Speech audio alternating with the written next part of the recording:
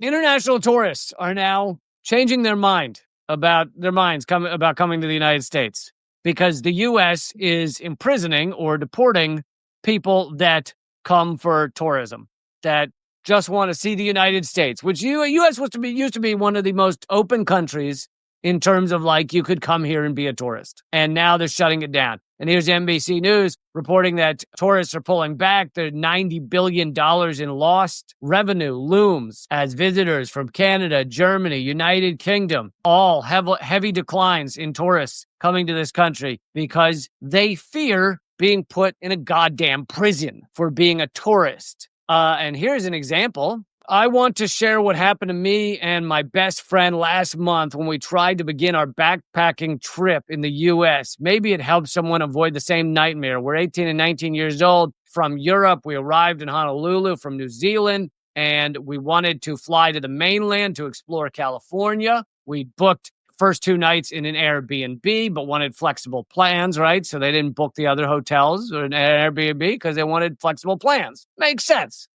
People often do that. We already had the onward ticket of our next destination in Asia, but we didn't book the domestic flights within the U.S. because they wanted to be flexible, right? All makes sense. Often people come to the United States, we'll get to, New York City or L.A., and we'll kind of figure it out from there. We'll see what's affordable. Maybe flights will be affordable in a certain area of the country. Anyway, at passport control, they took us aside for additional questions. At first, we didn't think it was a big thing. They were asking us why we didn't book more nights or domestic flights. They asked us if we were doing any work, and we said, well, sometimes we do small freelance jobs, online translating stuff. Now, that was a big mistake because it doesn't matter if it's online or what country it's for. If you're doing work while you're in the United States, they immediately look at that as a way to deport you because you don't have a work visa. You've got a tourist visa. You might sit somewhere and translate.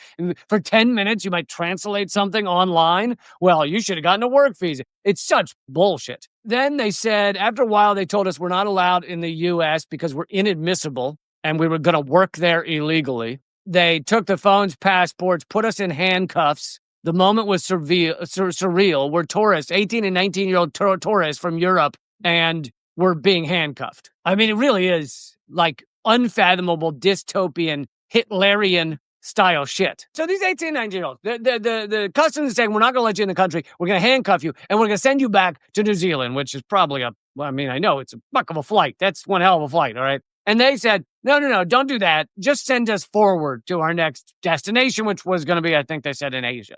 So, still not a big deal, right? Just send us forward instead of backwards on our trip. Here's what happens then. They agreed to do that, but said we'd be detained for the night. We agreed, having no idea what to expect from that, thinking we'd maybe wait in the room for a few more hours and then it'd be morning and then we'd go along our way. Instead, they drove us to a detention center in Honolulu. I think it's called an FDC prison. It's a real jail, metal doors, locked cells, cold air. They made us do a full strip search, which was very cold. We had to undress completely, including underwear, had to squat and spread our cheeks. I don't want to describe it because it's too humiliating. And gave us green prison clothes, and we stayed the night there without being able to sleep, of course. And of course, it's designed to also make you feel like criminals, like these people did anything fucking wrong. Teenagers on a sightseeing trip. It's so disgusting what these people are. And again, if you were to ask this average, some of the customs agents and shit like that really believe in it, and they're like, yeah, these people are invading our country.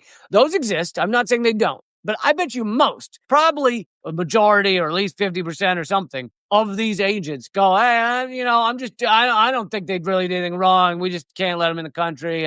And I'm just doing my job. Yeah. Nazis said the same thing. Just doing our job.